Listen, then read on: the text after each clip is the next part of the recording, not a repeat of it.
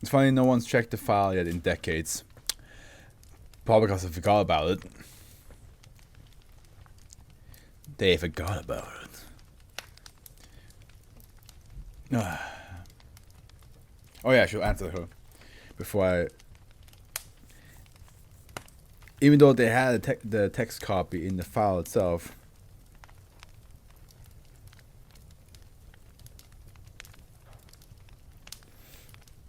Oh, that's a deep question. I don't think I can answer that this quickly. I will answer her after the stream then. Won't give her my full attention, not just a quick, like, oh, I gotta rush this answer. I gotta make it quick. Gotta go fast. Which I...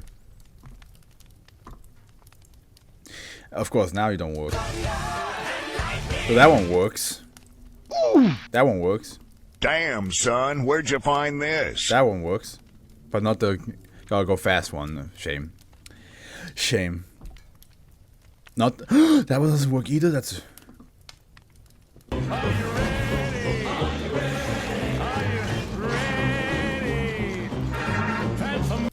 Yeah.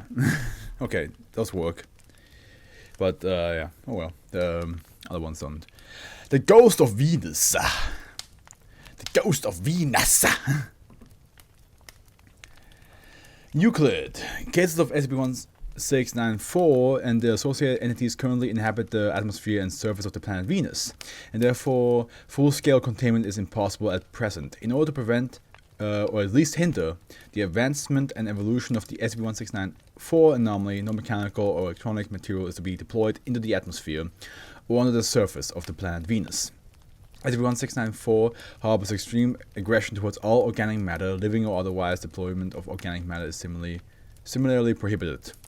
Agents within NASA and ESA are under the instruction to halt, hinder, or sabotage any planned missions, manned or unmanned, with the intent to explore the Venusian atmosphere or surface. I just want to explore Venus, bro. Can't do it. Not possible. Not today. You heard him. Stars. Not aligned. Can't do it. Not today. Cases of SCP-1694 are the residual remains of an extraterrestrial nanotechnological device that was deployed on the surface of Venus by an unknown entity at an unknown time. A residual remains of an extraterrestrial nanotechnological device that was deployed on the surface of Venus by... Damn, okay. The effects of which continue to manifest upon any biological or technological advanced material entering the Venusian atmosphere or landing on the surface. So, nano... locusts. A singular SCP-1694 entity is a microbiologic construct approximately 2 mm in length. That is tiny as shit. Just like my dick. Can you imagine if I just outed myself having a micro penis? Capable of self-replication, self-improvement, and rapid resource extraction from either geological or organic sources. Like, reading SCP Foundation has made me come out of telling everybody, yeah, I got a small dick. Cases of SCP-1694 are distributed evenly throughout the atmosphere and surface in numbers between approximately 500 billion and 1 trillion individual cases. On encountering any flesh-like organic matter, cases of SCP-1694 will rapidly shred the object and quickly reassemble the matter at a cellular level into an interconnected mass of various durable appendages and sophisticated organs. I'm not down for that. I'm good, thank you. Though through unknown means, cells from multiple sources can be made to function together, and even dead tissue or matter can be reconstructed and repaired. Due to the fact that SCP-1694 targets biological tissue, it is hypothesized that Venus once contained an ecosystem, native or otherwise, that was harvested by an exterior intelligence for the production of simple worker or warrior drones, or possibly Venus was host to an advanced civilization that descended into a nanotechnological war of mutually assured destruction.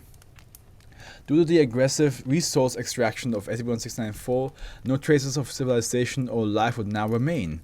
It is additionally theorized that this resource extraction created large quantities of greenhouse gases responsible for Venus' present superheated state, which by extension boiled off any and all water on the surface and killed any organic matter SCP-1694 has not destroyed. Hey, this is what we just talked about, Howard. How sometimes the SCP wiki will have like a reason why something in history happens. So maybe this is their version of why Venus is the way it is. Although these theories cannot be verified, they go some way to explaining SCP-1694's deployment, as in the absence of biological matter, the SCP-1694 entities serve no purpose.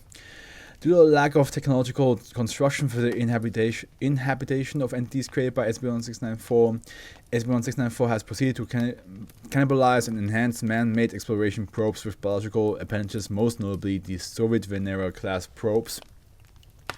Venera 12 was among the first successful man-made objects to land on Venus, functioning for 3 hours before shutting down to the extreme heat of the Venus surface.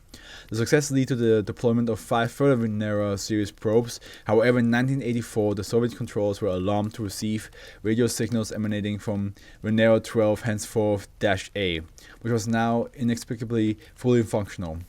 The Venera project passed into Foundation hands and probes were dispatched to investigate the current status of -A and all other man-made objects currently occupying Venus.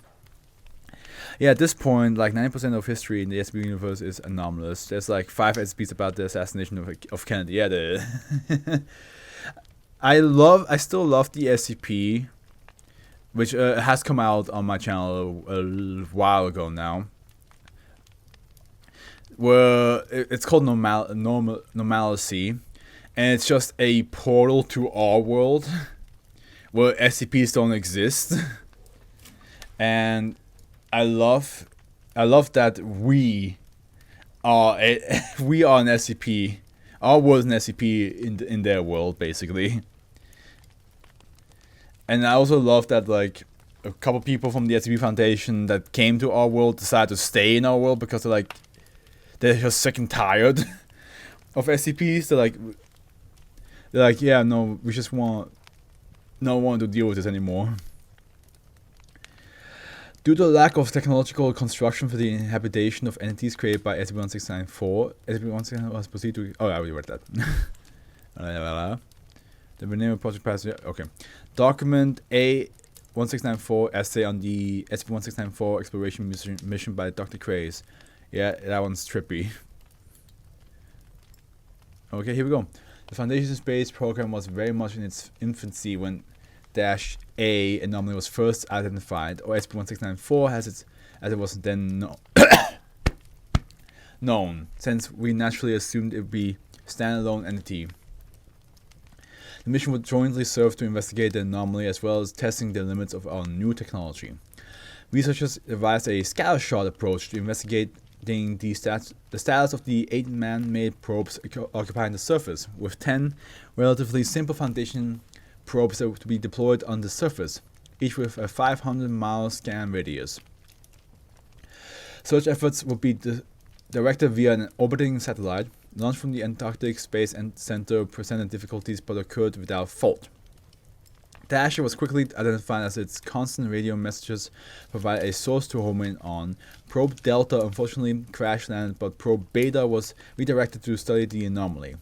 -A was confirmed to indeed be formerly the Soviet Venera 12 and was largely intact with the exception of several ruptures around the base, through which a reddish-brown tentacle-like mass was being extruded. These tentacles were wrapped firmly around the bottom half of the probe, and it appeared that -A had not moved for some time. It was sitting, I believe that is an appropriate term, in a shallow crater, which was smeared with reddish substance believed to have been created by the -A anomaly. Naively, we believed that it was perhaps too heavy to move. So upon moving in for a close interaction, the -A took us by surprise, swiftly destroying the probe with its tentacles, meaning ultimately very little was learned about the anomaly. However, our frustration quickly turned to horror as we realized that the same reddish-brown biological matter was being extruded by our own researchers' probe. Probe Delta, I believe, had its manipulator's arm replaced with her biological multi-segmented arm and four-fingered hand virtually overnight. These revelations were led to the discovery of the SCP-1694 entities. Although the probe remained under Foundation control for a further 5 hours, control became increasingly erratic and was finally broken, with contact with the other probes similarly lost. Although probe Epsilon detected another anomalous Venera entity before its destruction, no other interaction were made. Although the mission served as a wake-up call as to the nature of the SCP-1694 entity, it will ultimately be remembered as an expensive failure. It is unknown how SCP-1694 acquired the biological matter needed to create the -A entity. It has been hypothesized that a portion of the original Venusian ecosystem is being preserved by the SCP-1694 and harvested as required. Whew! Okay, we're not going on to Venus, guys. When the day we can go to Venus, we're not going on there. Yeah, that sounds messed up. Yeah. No, thank you. I think we're good. I think we're good where we're living.